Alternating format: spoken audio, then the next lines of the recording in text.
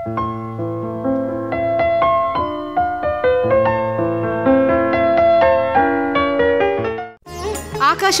Adilabad 100.2 FM మనస్సు నిండా. ముత్యాల సరాల గురించి కృష్ణమూర్తి నాకు మొదట చెప్పాడు. శారద పత్రికలో అనుకుంటాను కృష్ణమూర్తి రచించిన ప్రేమతత్వము షెల్లీ రచనకు అనుసరణ అచ్చయింది. దానిని గురించి మాట్లాడుకుంటున్నప్పుడే బసవరాజు అప్పారావు వ్రాసిన ఎదమెత్తనౌటకై సొదగుందరా అంత మదిగల అహమెల్ల వదలిపోవునురా అనే పద్యం చదివాడు. తర్వాత కొన్నాళ్లకు కృష్ణమూర్తే నన్ను బసవరాజు అప్పారావుతో పరిచయం చేశాడు. అటువంటి కృష్ణమూర్తి అన్నగారు వెంకటరత్నం మా హాస్టల్కు వచ్చారు.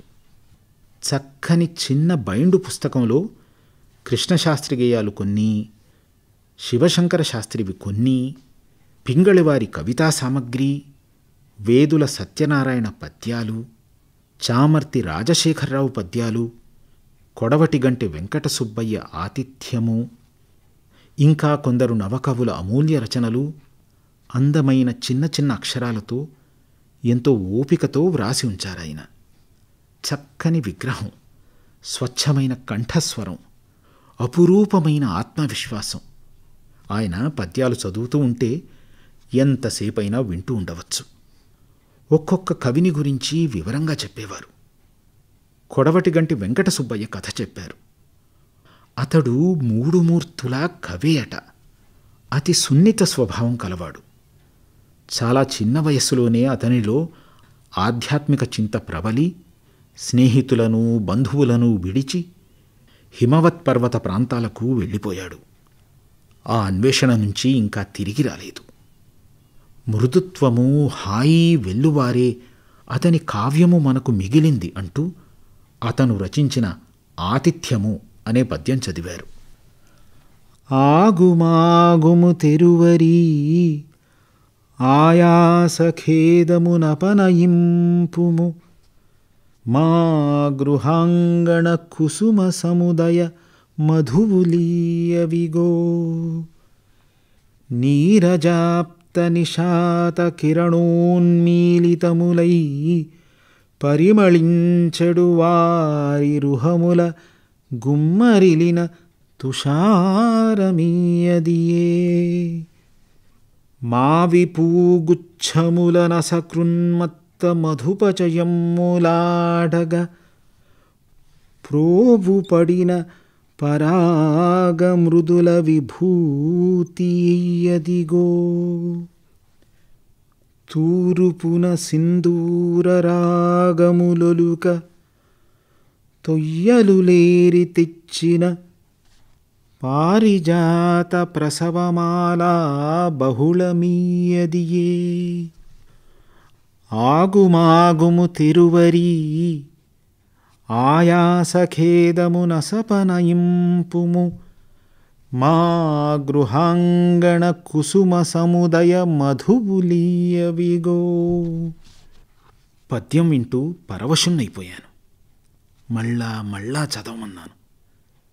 చిరస్మరణీయమైన ఆనందానుభూతి అది.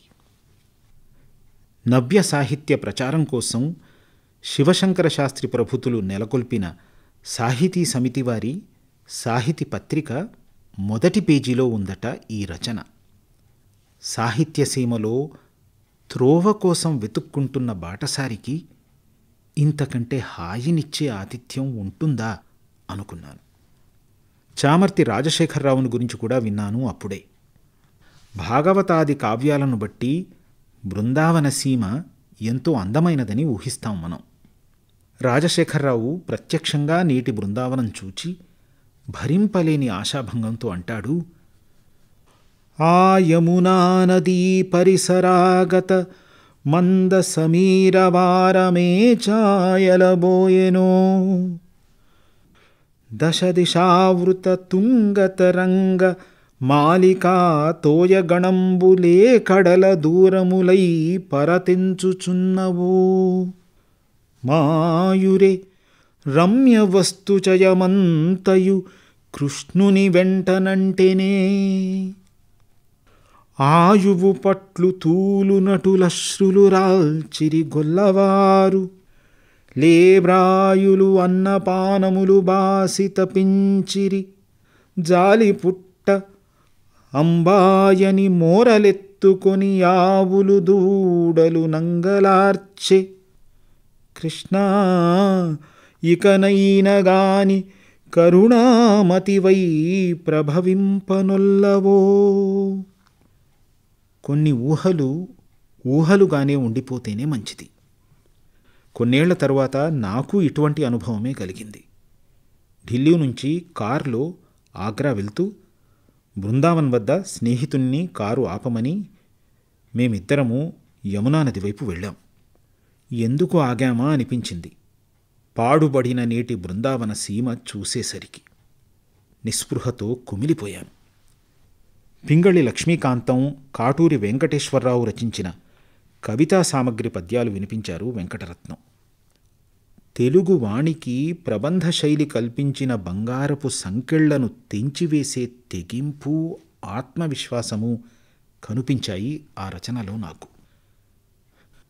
కవితారంభ ప్రియులౌ భావుకులకు కావలసిన వస్తువులను చూపిస్తాడు ఒక వర్తకుడు. మామిడి చుగుళ్లను మేసే కోకిల కంఠస్వరము, క్రొత్త క్రొత్త అందాలను కల్పించే కుందనపు తళుకు, తామర రేకులలోని అతి మార్దవత్వము, మలయ పర్వత సానువుల నుంచి వీచే కమ్మ తెమ్మెరలు, ఇవన్నీ చూపి తీయుదుర దీని వెన్నెల తేట నిగ్గు, ఒరయుదుర దీని పచ్చ కపురపు తావి, కోరి కొందరు దీని పటీర జలము, త్రావి చూతుర తీయని పువ్వుదేనే అని అడుగుతాడు. కానీ పూర్వ సంప్రదాయంలో పెరిగిన కవులకు ఇవి పనికిరావు. పచ్చకర్పూరము, తుషారజలము, కలువలు, కోకిల స్వరము, కుందనము, పువ్వుదేనియలు, వెన్నెల, చల్లగాలి, ఇవా కవితా సామగ్రి? పిచ్చివాడా, నీ వద్ద ప్రౌఢ సమాస కల్పన ఉంటే చూపించు. శ్లేష కవిత్వ మంజూష కావాలి. నాకు గొప్ప ప్రబంధాలు వ్రాయడానికి పనికి వచ్చే రసాయనం ఏదైనా ఉంటే ఈ బుడ్డి నింపు. ఆశు కవిత్వము అల్లగల మంత్రము తెలిస్తే నా చెవిలో ఊదు అంటారు ఒక్కొక్కరు. అవి ఏమన్నా ఉంటే చూడు, కాని మంచినీళ్ళ కవనదాహం తీర్చేవి అని ఆక్షేపిస్తారు.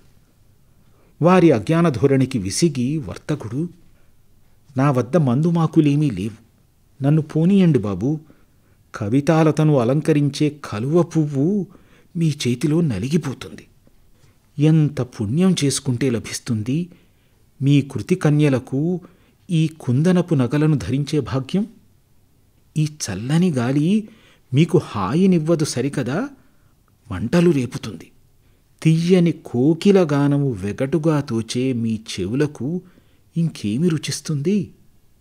ఈ మంచి ముత్యాలు మీ చేతులు తగిలి మలినమైపోతాయి.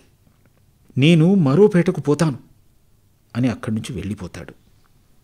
ఆనాడు పూర్వ సంప్రదాయ ధోరణికి ఆధునిక రచనా విధానానికి మధ్య జరుగుతున్న సంఘర్షణలను ఇంతకన్నా రసవంతంగా చిత్రించడానికి వీలవుతుందా?